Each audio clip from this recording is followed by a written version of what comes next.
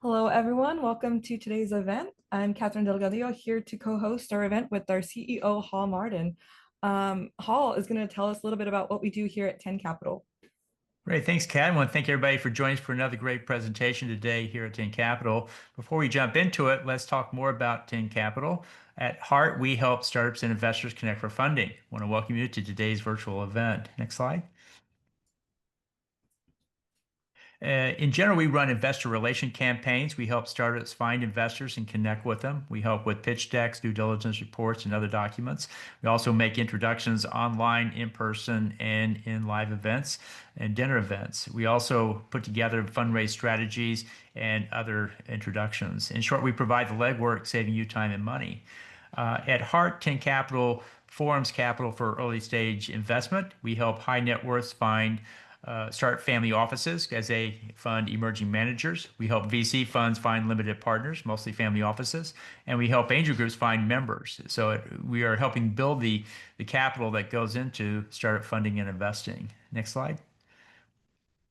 We have several online events. This is a specialized custom event for Avergy. And today we also have Family Office Roundtable we hold once a month, a 2-hour session on topics relevant to those who want to start and run a family office.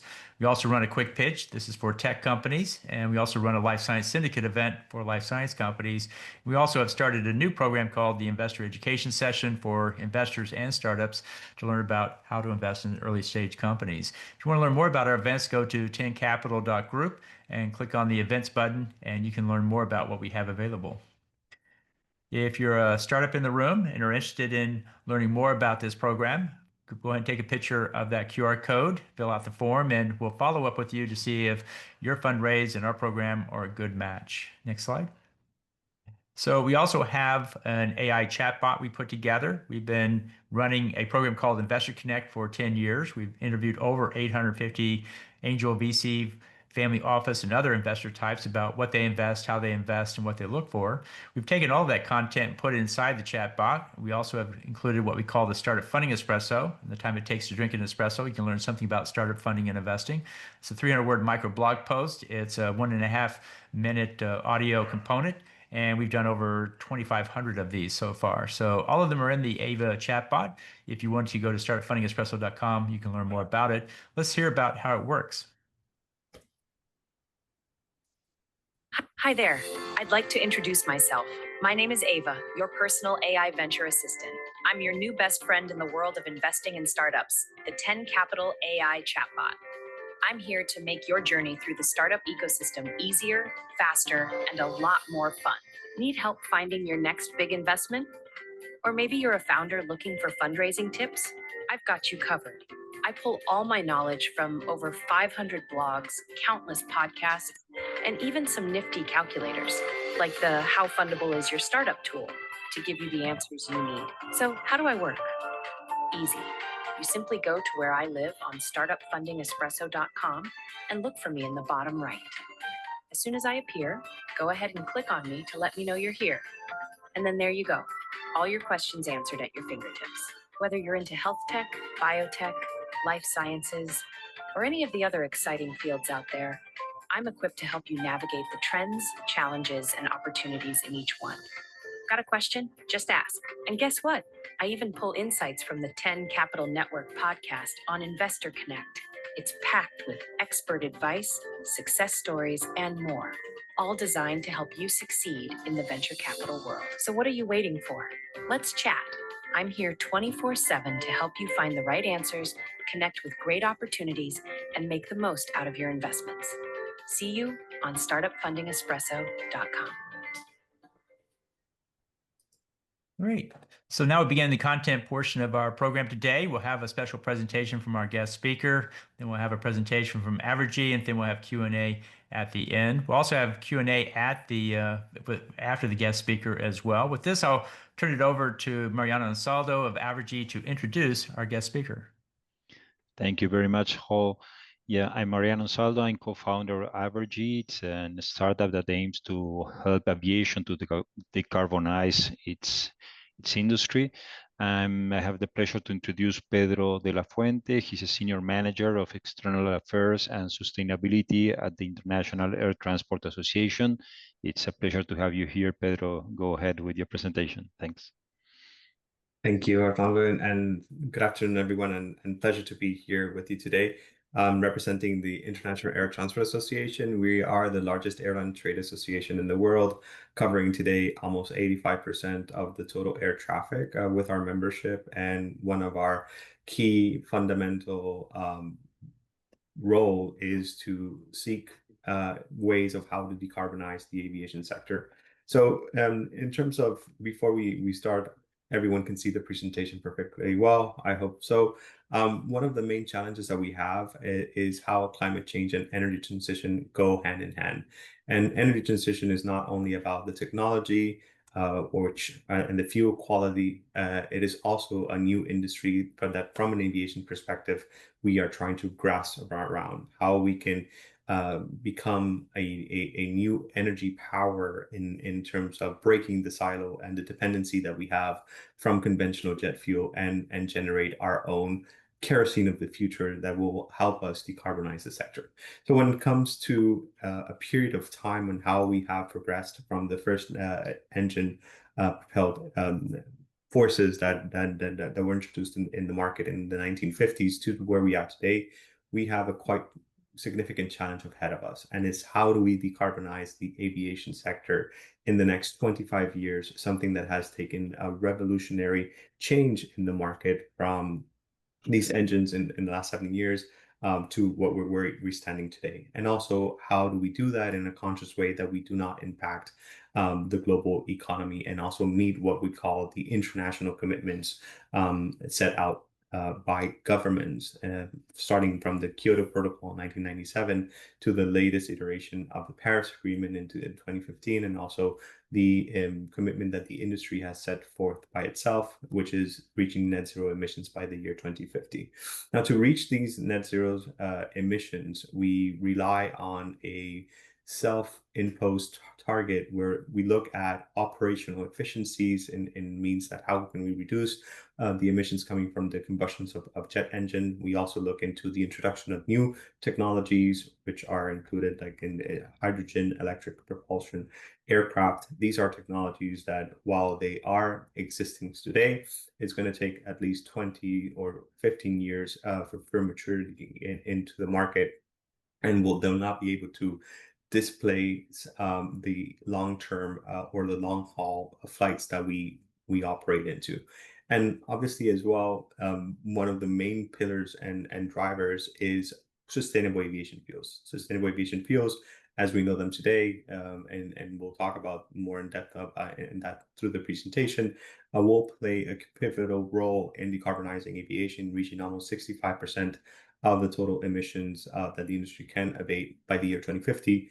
And obviously, since we do not have enough time to meet these goals, we will depend upon the carbon offsets or other means to decarbonize the aviation sector by the year 2050, which we call out of sector measures. Putting into a little bit more of perspective, this graph is a little bit more tangible to understand where we're coming from. SAF being the main lever to decarbonize aviation, other technologies will represent about 35%. Now, the main challenge that we represent today, it's a bit disappointing that SAF production and the numbers are not able to meet the demand that the aviation industry is putting forward in the quest to decarbonize. SAF production today, it represents less than 0.3% of the total jet fuel demand that the industry has on a global scale. We have projections that this year will be reaching about 0.7%. But in terms of capacity, there's not enough capacity out there in the market to meet the global aviation demand. Now, net zero in every industry requires replacing the energy source, not the activity that the aviation sector relies on. And with the world today relying on fossil fuels for about 80% of the energy consumption, we understand that this whole is an economy issue, and not one single industry can achieve this alone. So this is why we've been calling upon governments to maximize renewable energy capacity and renewable fuel production as a whole. And in this, in turn, will make sure that we can maximize the aviation sector's contribution to the global economy and our ability to accelerate our growth in as any other industry and achieve our carbon neutral growth at the same time. So as SAF being one of the key levers for to decarbonize our and achieve our commitments by the year 2050, we from IATA have been taking or tracking the SAF projects that are out there in the world in terms of their progress and potential production capacity. And with the structured and rigorous methodology, we've been mapped that there's around 300 renewable fuel projects globally in terms of their feedstock technology and schedules, and the ability to produce the SAF in the overall production basket. Now, we're certain that we can see an increase of these projects, mostly around the HEFA production, but also some interesting numbers now coming from new technologies such as alcohol to jet and power technology. However, about 50% of these projects are either announced or in the early stage, meaning that there needs to be an acceleration in terms of investments and capacities to be able to meet the first goals that we have by 2030. Now, on a positive note, we actually foresee that the SAF production is on track to meet the expected volumes at around 2% by 2025. However, we need to exponentially increase the SAF production, given that there's still less than 1% of the total conventional fuel demand needing in numbers. So how do these projects that we see in 2025, we've taken some estimations and consideration in the following factors. First of all, new commercial scale SAF refineries that have begun production in 2025, with more to be expected online by the end of this year. We also have some long-term supply chain growth and new technologies, and scale up actually still remains a little bit uncertain. But we also see some challenges ahead with geopolitical trade and policy uncertainties that can affect both the short-term and the long-term outcomes. And this is something that policymakers must ensure that we have not only access to available feedstock, but also prioritize the decarbonization of hard-to-abate sectors such as aviation. In terms of numbers, it's good to reiterate that feedstock and technology diversification are imperative to amplify the SAF production in terms of volumes. Now, we must act with policy support. Otherwise, we will not be able to continue to witness the stark difference between the technology adoption in the regions. The graph that we can show here, we can see that the Americas has actually emerged as one of the biggest players on the global map of SAF production. And this is mainly driven by supportive incentives that have been introduced in the US and policy measures that have been scaling up in Brazil and other parts of countries in the region, such as Mexico and Colombia. Now, most of these other markets where SAF is today gaining momentum, for example, in Asia Pacific and Europe, are driven by other policy measures that are not necessarily in line to where we want to be in a regional standpoint. And we'll talk a little bit more on that in further slides, because it has to do with policy measures that not necessarily focus on incentivizing the production, but rather than obligating parties to use certain amount of production into the mix. Now, one of the technologies that we're witnessing an impressive growth in the number of projects announced is actually power to liquid projects, which globally they can unlock and significant amount of CO2 reductions in capacities, with 20% share in the global SAF project portfolio, and this is by number of projects, 4% by volume. The growth of power to liquid projects is mainly driven by mandates in the EU and the UK and policies that focus in some countries like the UAE and others. Some of these among the power to liquid projects and that will come online by the year 2030, 68% or 90% of the volume of them are still at the announcement level and stages. And with some changes that the Trump administration has announced since the 4th of July, there is some risks that some of these projects will not be able to make it online, given some of the changes in the incentives that producers will be receiving or would have received if their projects would come online by the year 2030. So to give you an idea in terms of volume, the industry required about 30 eSAF projects with similar capacity to the one that Infineon Roadrunner has announced in the US to be able to meet with the 2030 demand volumes that we have projected. So therefore, policy support for the prioritization of the project financing and renewable power access, not just in terms of mandate, it is critical at this juncture to make any meaningful progress. And in terms of meaningful progress, airlines today have continued to progress on securing offtake agreements in SAF, which is important to boost any SAF reduction and scale up of new technologies as we've seen in the past in some forms of investments. So long-term offtake agreements are today essential to enable the de-risking of the SAF projects, securing funding and driving progress. And we're happy to see that there have been more than 170 agreements already signed, 81 airlines globally committed. Most of them are members of IATA. However, committing to such agreement with a first-of-a-kind facility still poses a significant price risk for airlines, and that's why we are not seeing a jump on policies that or numbers of airlines joining today these policy measures. So policy mechanisms, again, referring to what we need, are mechanisms that are needed to help share the risk burden that today investors such as yourself and us from the airline standpoint are seeing or foreseeing in terms of progress.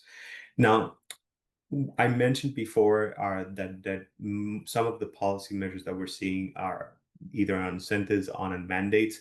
While we are focused on SAF production and facilitating a functioning of the SAF market, we are now seeing a major independent development through the EU mandates, and these are the European Union mandates for SAF, which kicked in 2025. Now, the Refuel EU and the UK SAF mandates came into effect this year, and they require suppliers. They actually require suppliers to ensure that there's an average of 2% SAF contained in any jet fuel uplifted in European airports. So most of the suppliers today have chosen to pass on the cost of these compliance of the legislation to the airlines by charging what they call a compliance fee. And that is added to each ton of SAF of jet fuel that is purchased in the European Union. And while we see this as a fair compliance fee based on the equivalent amount of the SAF that producers need to procure in the market could be justified, the fee today is being imposed on airlines, and it's over twice the prevailing market price of premium for SAF. And to illustrate these in terms of number of loans, airlines are due to face an additional $1.3 billion during 2025 in excess of surcharges from the higher compliance fees. And this amount could actually purchase an additional 1.2 million tons of SAF. And this is like an average calculation if we take SAF at $1,100 per ton. Now, what we're trying to, the message that we're trying to give here is that while mandates are good to accelerate the production in certain markets, it's not necessarily a good mechanism, and that would ultimately impose additional charges for airlines and therefore kill a nascent production capacity that some markets could have. So we see more favorable policies that favor more an incentive production capacity rather than an imposition on the aviation sector. So to explain this more, a little bit more in terms of financial impact, and looking both at the Refuel EU and what we see on the UK mandates, for the expected and not just over 1 million tons of SAF that will be purchased to meet the European mandate this year. The expected cost again is around $1.2 billion in compliance fee, and which will add another $1.7 billion on top of the market prices that the airlines today are paying. So instead of promoting the use of SAF, the European today mandates have just made SAF 5 times more expensive than conventional jet fuel. And this is something that airlines will be heavily impacted on and purchasing. Now, on a more positive side, where we are looking from an IATA perspective on how we can accelerate the SAF production and sustainable feedstock availability, is a central piece for creating any ecosystem. So we've launched recently a study with Wordy, which is a study to provide a clear perspective on potential SAF productions from now through 2050, and where can producers access these feedstocks to focus their investments. Now, the assessment focused on 3 critical pillars that are combined to actually a review of a local feedstock of availability, understanding the technologies, readiness of the markets and the deployment, and the regulatory and financial landscapes to be able to develop a potential blueprint for each region across the globe. And now through this regional blueprint, we looked for enablers that will require, for example, unlocking domestic feedstock availability and setting preferred SAF technology routes, and also understanding the regional challenges regarding infrastructure and scalability. Now, based on our assessment, the potential feedstock availability and that most projects would have will be able to showcase to policymakers and investors such as yourself the capacity of each one of the markets. The conclusions that we're able to, this is not now passing, let me see, I can, there you go. Now, one of the final conclusions of the evaluation is to provide an understanding of the feedstock that can be viably utilized for the SAF production. It starts from looking at unconstrained feedstocks potential across each one of the regions, and then looking at what the demand for the feedstock would be required for other sectors. So if the demand for the feedstock from other bioenergies and biofuel industries is less than the expected, or if the feedstock is prioritized for the SAF industry, the potential is actually for SAF production could be even higher. But already the good news is that we're able to forecast sufficient volumes of feedstocks available worldwide for SAF production, which is something positive, at least for policymakers. So across the globe and the landscape in the United States, Brazil, Europe, India, China, and Indonesia are the countries that emerge as critical hotspots for offering a high bioresource potential. So unlocking complex sets of logistics, infrastructure, and systemic challenges for waste and residues to fully be able to utilize the wide range of feedstocks could enable over 1 billion tons of SAF into the market by the year 2050. Now, why are we starting to see is that there is sufficient feedstock available to meet aviation's net zero needs without interrupting any transition paths for other sectors.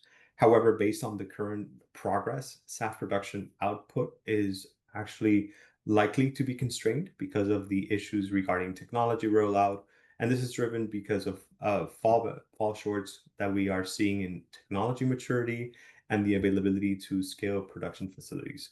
So this is where, again, governments can help best the industry to decarbonize by supporting technology developments and actually scaling up for commercial utilization of these priorities.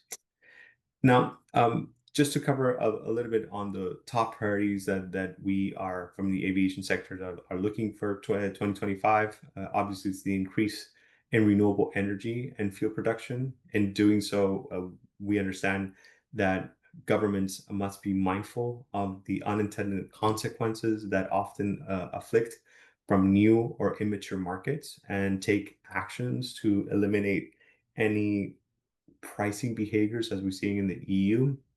Governments must also try to eliminate legacy policies as well that we are warranted maybe 100 years ago, but that today stand in the way of energy transitions for some of the cases, in particular for aviation. So looking at oil companies' profit, it is wholly unjustified, for example, that to support the bottom lines with the tax credit and handouts, and inexplicable why such support is not provided for renewable energy companies.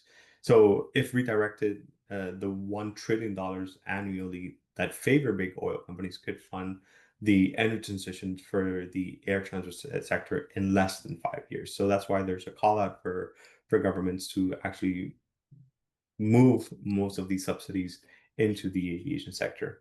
Another is, as we are a unique global network, and each uncoordinated action taken by an individual government can cause damage.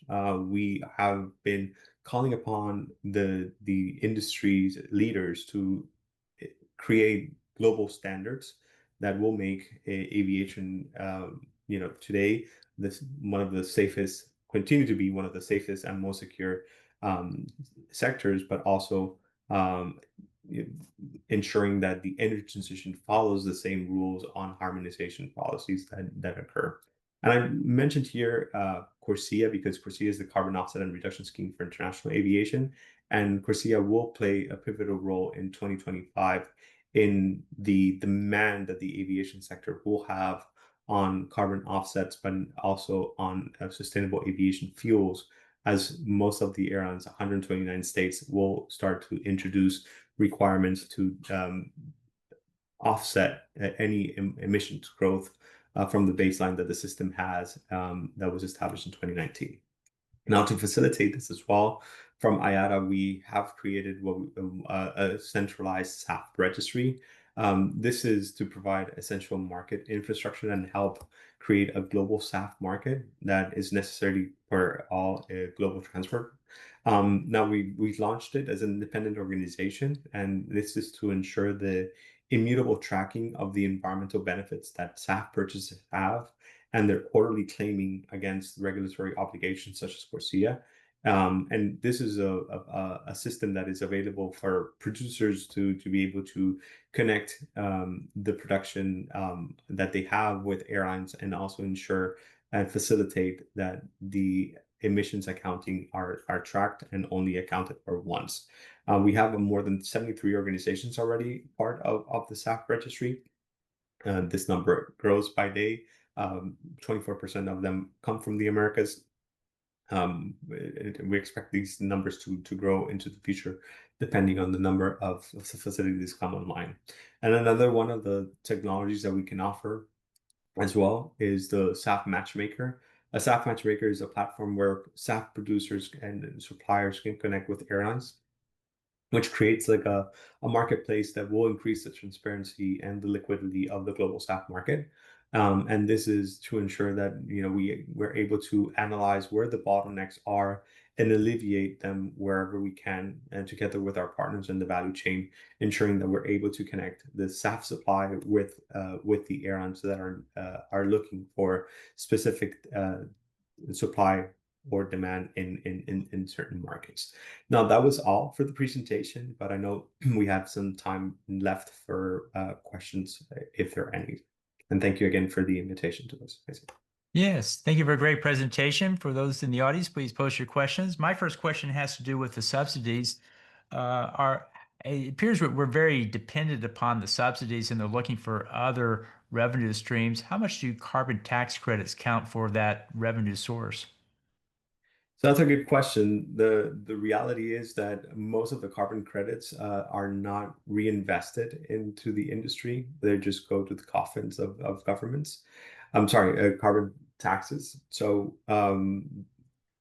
one of the things that we are seeing and trying to implement is, and we see it as an incentive, is tax exemptions. So wherever we have a tax on carbon, how do we exempt the production of SAF from that?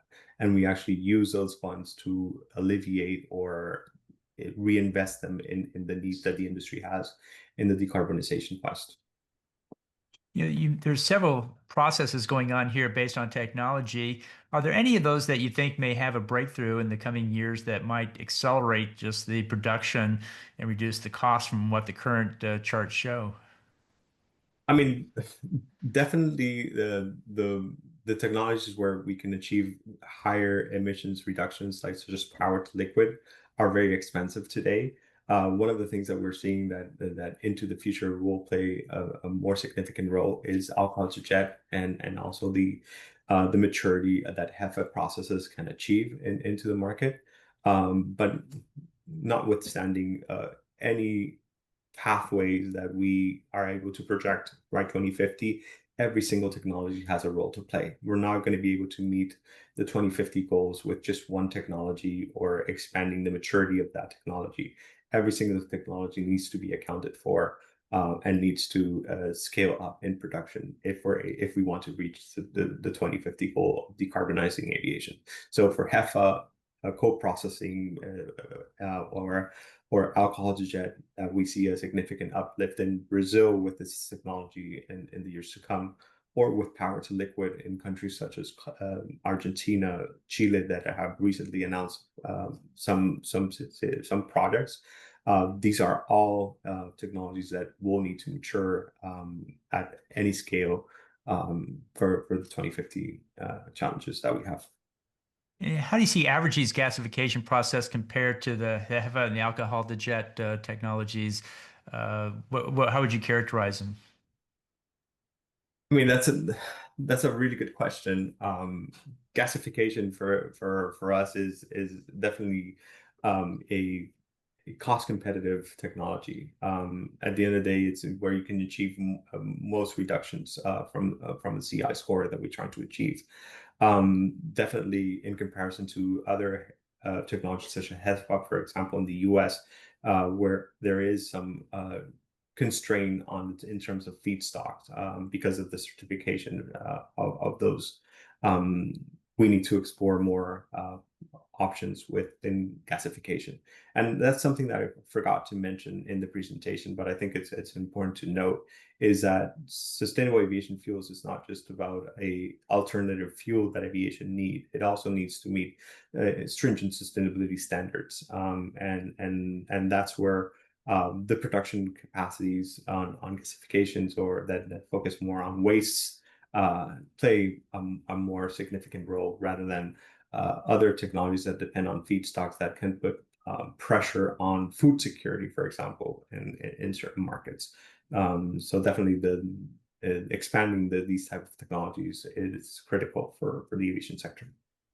And how many jobs do these new technologies generate as far as processing and harvesting food stocks and biomass stocks and so forth? Is there a job count that you can put to it to justify more investment? I mean, definitely for the Americas, we ran some analysis in 2023, and it was about 1.5 million new jobs that the sustainable aviation fuel industry would contribute to the America's economies. So not just focus on the US, but as a continent as a whole. And that's a significant number of jobs, new jobs that can be generated or created with these investments. And how do you plan to navigate the U.S. Current administration in these areas? What's your angle of attack there?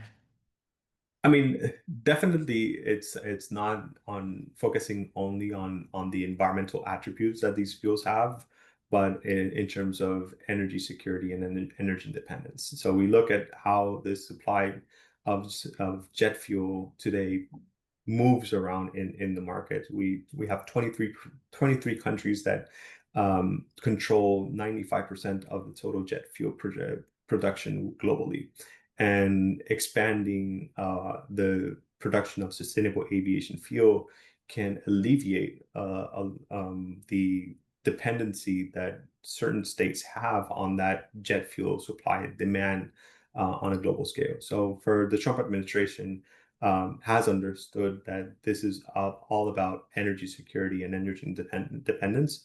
That's why they have expanded the tax credits that were expected to expire by this year and extended it to 2029. And focusing on how to build on that energy independence that the country needs, and obviously focusing on alternative energies such as sustainable aviation fuels as well. And do you need to modify an aircraft to take sustainable aviation fuel, or can any plane take any kind?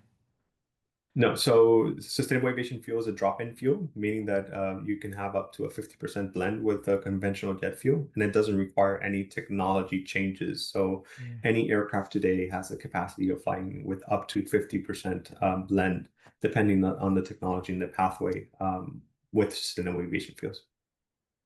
Well, great. Any closing thoughts you have there on your presentation?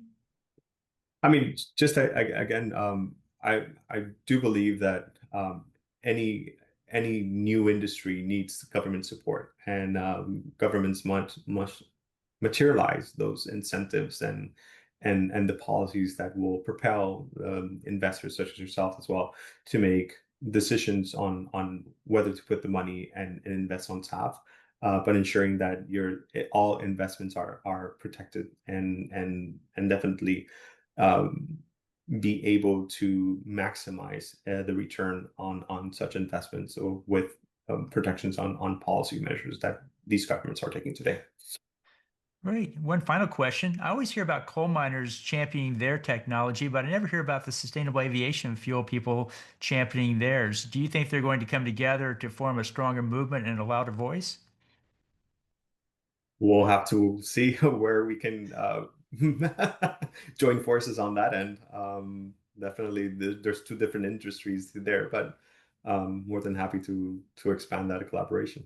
1.5 million jobs. It seemed like that could get some governments going, because that's pretty good money right there. But anyway, thank you so much for your time and your presentation. With that, let's move to the Avergy guys and hear their presentation as well.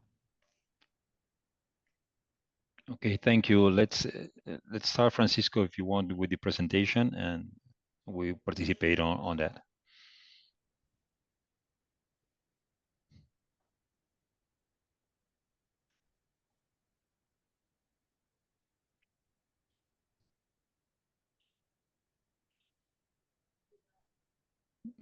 Yeah, we can see it. There we go. Couldn't find the unmute button. Okay. Okay, no, well, first, thank you, Pedro. That was a great presentation, and gives us a nice place to start this. I'll start introducing the Avergy, trying not to repeat too much what's been already said, and then let Brent and Mariano expand on what we've been doing so far. Well, first, we created Avergy to help with this vision of decarbonizing aviation, and help them to continue flying without having to cost the earth.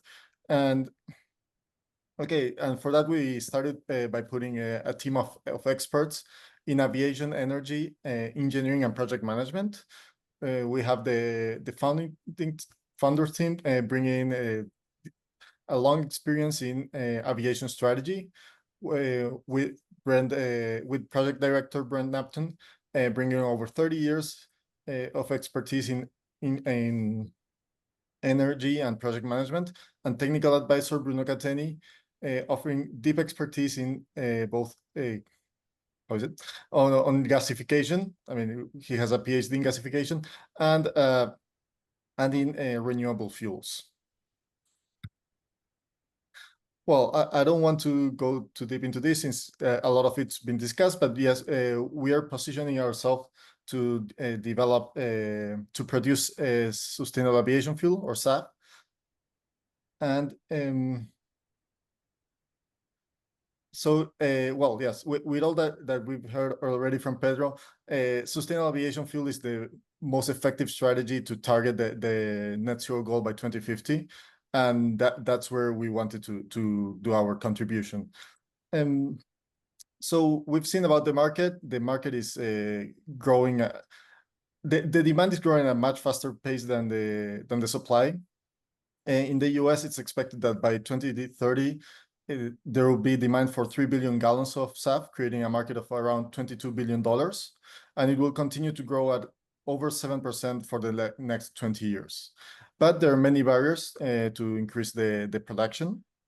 Among them, yes, policy uncertainty, technology risks, the limited sustainable feedstock, and the high SAF cost. So Avergy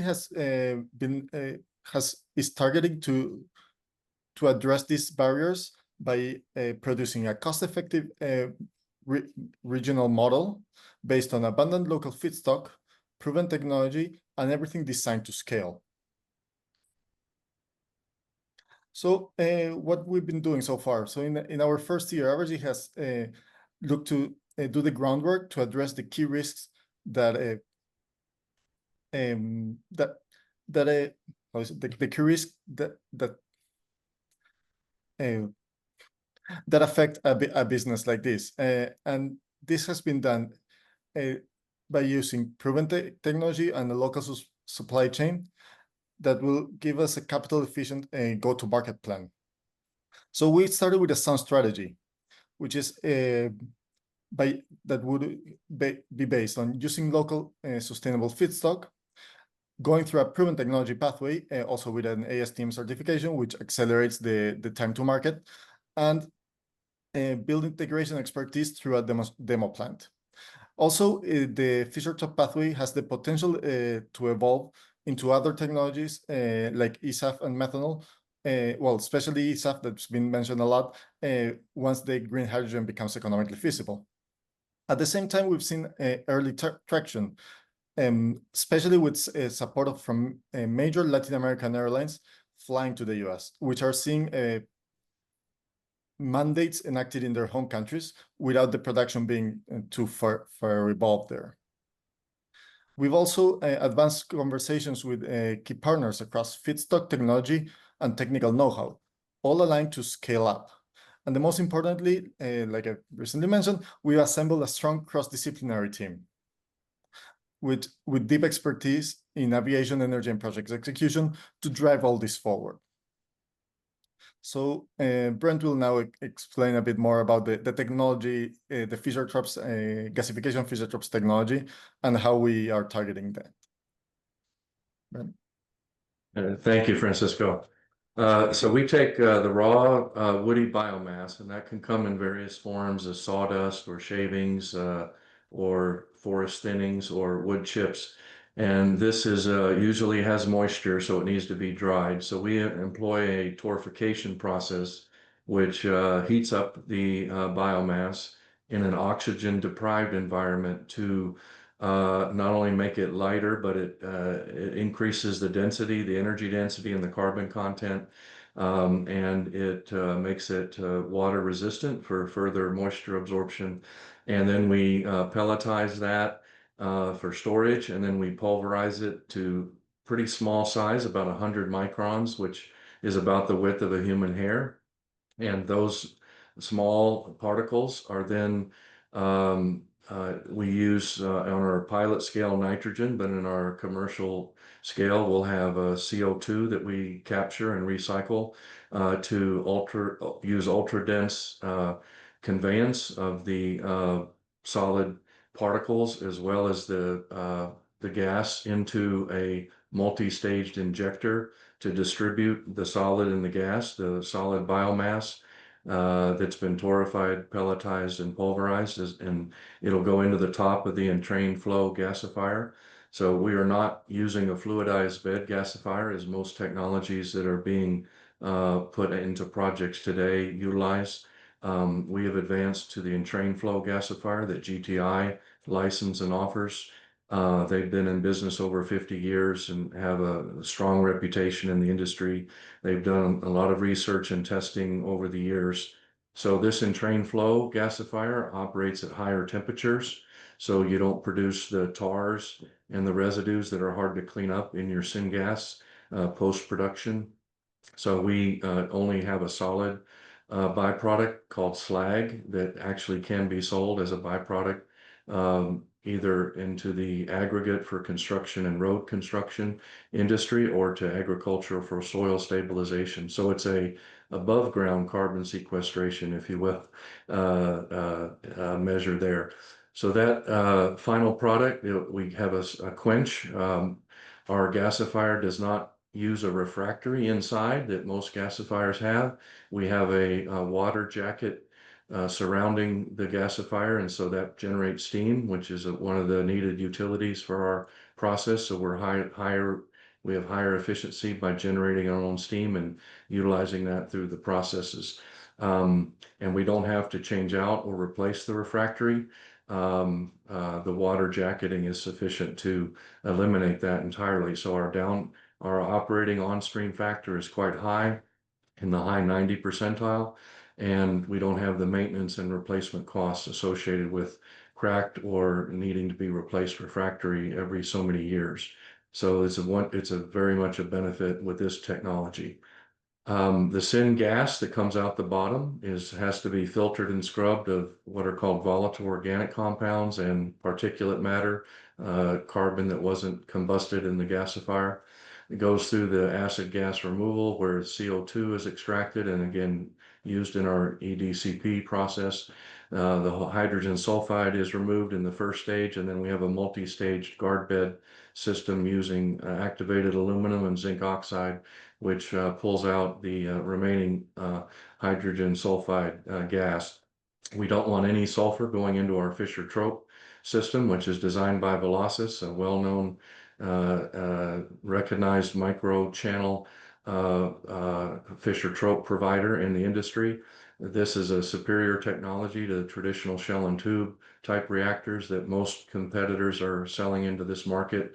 The microchannel is more compact, more dense, higher surface area, higher selectivity, and sensitivity processing.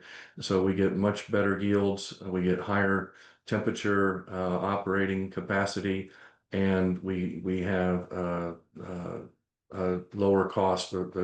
The footprint of this system is more compact, so we have less overall costs with the integrated piping systems between them. So that produces through its cobalt catalyst the syn crude, which is then further upgraded through hydrocracking, hydrotreating, distillation, and fractionation to produce the SAF and some renewable diesel components, as well as waxes that we can also sell as a byproduct. So we didn't show that upgrading here to keep it simple, but we just showed the main gasification and Fischer-Tropsch integration. That we have a pilot program that we've applied to the DOE for a grant. That's been delayed due to the DOGE and the new administration coming in to be. So that was supposed to be launched in April, and it looks like August we may be selected and go forward with that. So we'll keep everyone updated as we wait on that. Next slide. So here's a comparison of Avergy to some competitors in the market. Neste is a well-established Finnish SAF production company that uses the HEFA process, mostly with used cooking oil as a feedstock. We have another, LanzaJet was a US-based company that uses the alcohol to jet process, and they also use to produce ethanol, and then they convert the ethanol into SAF and other products. These two, the HEFA pathway we've talked about, we see the availability of feedstock for HEFA pathways to flatten in the next 20 to 30 years, and so it'll be very hard to compete and get enough feedstock for the vegetable oil and the palm oils. They're importing these right now into the US from Brazil and also from China. Those will be restricted over the next few years. If you try to sell into the European market, you won't be able to have those feedstocks as a source going forward. So there's going to be even more pressure put on these feedstocks due to regulatory environment there. So we feel like the Fischer-Tropsch gasification to Fischer-Tropsch is a more sustainable, long-term viable pathway. It is approved by the ASTM, and we do have available feedstock that we'll touch on the next slide. But you can see we're superior in the technology readiness, availability of feedstock that's sustainable over the long term, Our carbon reduction potential is quite high compared to other technologies that have lower percentages there, and we're targeting a lower production cost than let's say the currently power to liquid or ESAF production is quite high production costs, and so there's going to have to be a lot of development and time spent getting those costs down, so we can launch our technology and be cost competitive from day one. Next slide. This is the availability of feedstock that I mentioned. We're targeting the southern Gulf Coast region of the United States.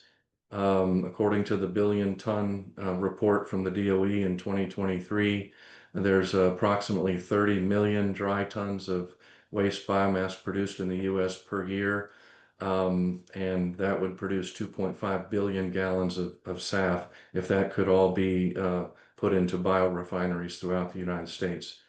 We've made the strategic choice of the U.S. South because it has over 25% of the U.S. Availability of waste feedstock. We're a second generation feedstock utilizer. We don't want to use other feedstocks that compete with the food market, and so we have focused our on a waste feedstock. So that's our demand will be about 4% of the total wood residue that we can obtain in East Texas. We did not factor in Arkansas and Louisiana in that percent, so it would go down if we can get available feedstock from Arkansas and Louisiana. It's a little bit further to bring it into East Texas, where we plan to have our first commercial unit, and so that would drive up the cost as well as so we may do a second plant in one of those two states, and then we would have a cost reduction there. So I'll go ahead and turn it over to Mariano to finish out the presentation. Thank you very much, Brent. So what we plan in terms of roadmap, we already been working on the feasibility studies, selecting the pathway and the feedstock as Brent presented, modeling the process and doing technical and economic studies. We also engaged already with some potential clients, got those support letters, and been discussing and advancing with technology vendors. So our next move is to start pilot testing the feedstock and the gasification unit with GTI. So that will be, we are planning to do so in the next semester, in the next 6 months, together with the support of a DOE grant currently already given for an application with GTI. So we are joining forces with them to do this pilot test. Then moving into the pre-FEED engineering for the demo plant with the DOE grant we have already applied for. Selecting the other technology partners, locating the study now, thinking on the commercial plant. We are finalizing the selection of the location for that plant, as well as advancing in the partnership with airlines such as fuel distributors.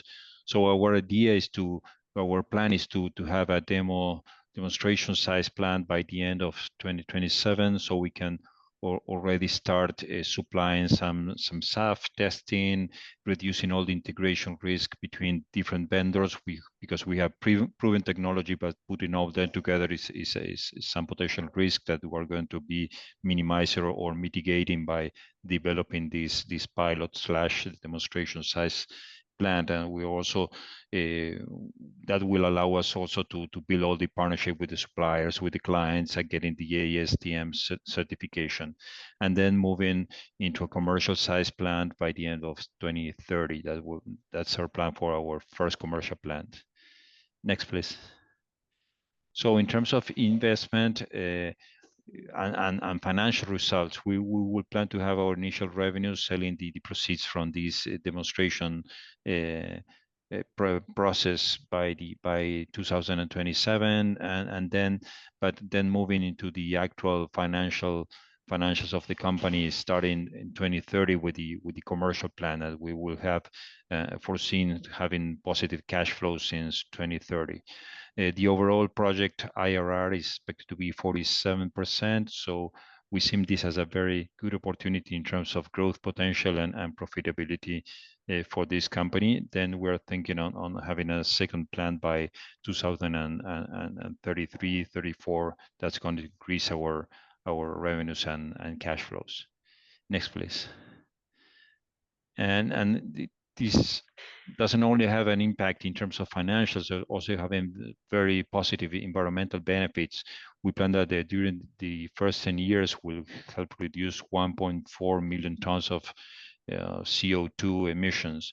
So this is similar as avoiding 10,000 long-haul flights from New York to London, or the amount of CO2 absorbed by 18 million tree seedlings along these 10 years. So these have a significant environmental impact as well. Next, please.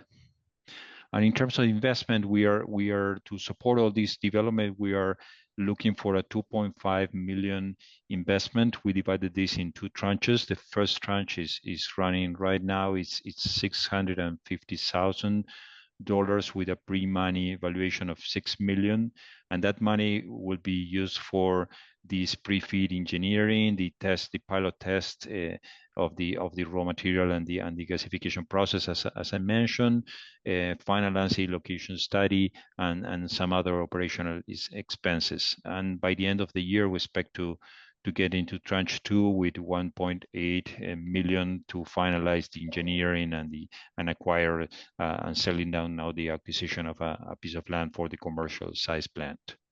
So in summary, if you go to the last one, please. We think that aviation urgently needs SAF. There is a shortage of supply in the plans of development. Avergy is putting together a scalable solution. We want to be able to replicate this model anywhere that we have either the right feedstock, initially the woody biomass, in the future agricultural residues as well. And so we want to expand wherever we can with this model, and we believe we have the right team to make it happen. So thank you very much. I don't know if there's any time left for questions. We have time for questions. If those in the audience have a question, please post it and please vote on the poll.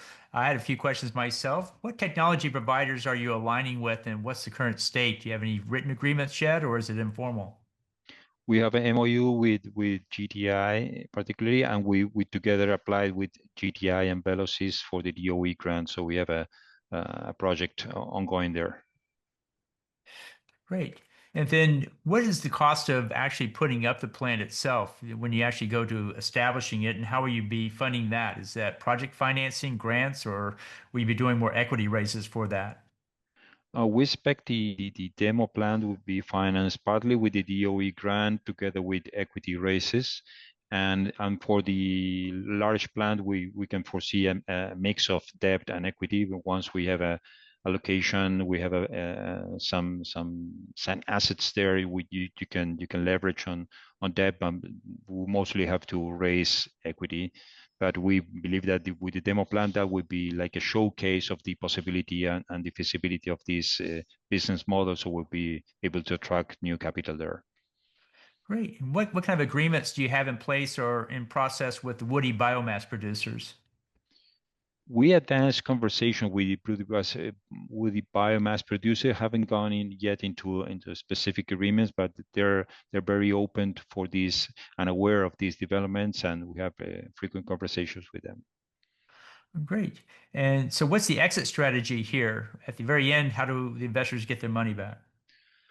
We expect to become an acquisition target probably along the next 10 years. Once, especially when we have our commercial plant in place, there might be and the market starts growing and becoming more aware for established maybe fuel producers, fuel distributors, or other biofuels companies. We might become an attractive target for catching up and getting into the SAF market. Great. Okay. Well, that's all the time we have for our questions. And I want to thank you guys for a great presentation. Pedro, thank you for a really great presentation on the industry and what it looks like. I really learned a great deal from it. And then Francisco, thank you for a presentation on Avergy. It looked like a great company with a lot of prospective future there. And Mariano, thank you so much for helping us put this together. And for those in the audience, we'll be following up with you to see if you have any further questions. With that, we'll go ahead and wrap it up for today. We're at the end of our time. Thank you guys so much. Thank you very much, all together, Pedro. Thank you.